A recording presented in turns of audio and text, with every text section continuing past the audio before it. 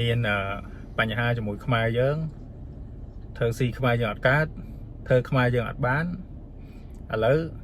ចាប់ផ្ដើមគេហៅថាគេរោបពួកណាចាប់ផ្ដើមព្យាយាមទាញវៀតណាមចូលមកហើយថាវៀតណាមនឹងគេមិនចូលចិត្តខ្មែរទេចេះមួយចុះពីរខ្មែរយើងនឹងចរិតមិនល្អនិស័យមិនល្អស្អីណានេះប្រហែលគេគិតថាវៀតណាមនឹងស្រឡាញ់គេខ្លាំងដឹងណា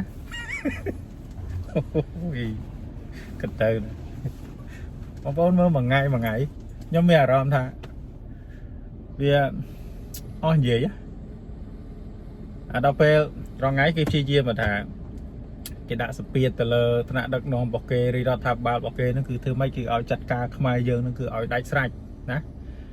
គេគិតថាខ្មែរយើងហ្នឹងគឺចាត់ការងាយណាដល់រឿងបិទច្រករឿងអីចឹងណាគេថាការបិទច្រកហ្នឹងគឺជាការដែលថា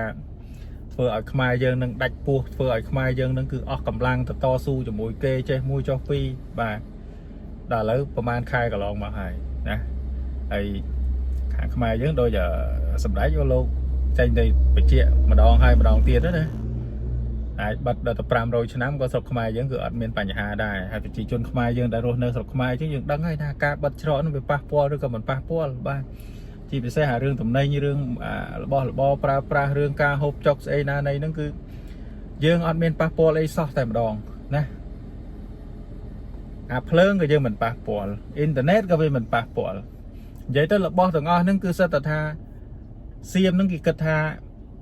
បើគេផ្ដាច់ឬក៏ផ្ដាច់ពីស្រុកគេគឺយើងដឹងតែពិបាកវេទនាហើយបាទប៉ុន្តែជាក់ស្ដែងវាអត់ចឹងជាក់ស្ដែងគឺយើងនៅតែអាចរស់បានហើយវាមានតែថាចំណេញទៀតណា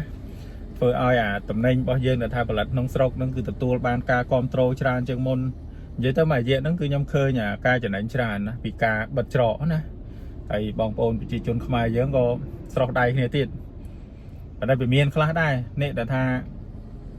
វាអត់មានខួរអីចឹងណាបើថាបងប្អូនខ្មែរយើងភាគច្រើនគឺស្រោះដៃគ្នាមែនទែនបាទគឺនិយាយទៅគឺកម្រឃើញណាអានេះគឺអាយុសម័យរបស់ខ្ញុំណាកន្លងមកហ្នឹងគឺយើងមិនសូវឃើញទេអាភាពសាមគ្គីភាពគ្នារវាងខ្មែរនិងខ្មែរភាពស្រោះដៃគ្នា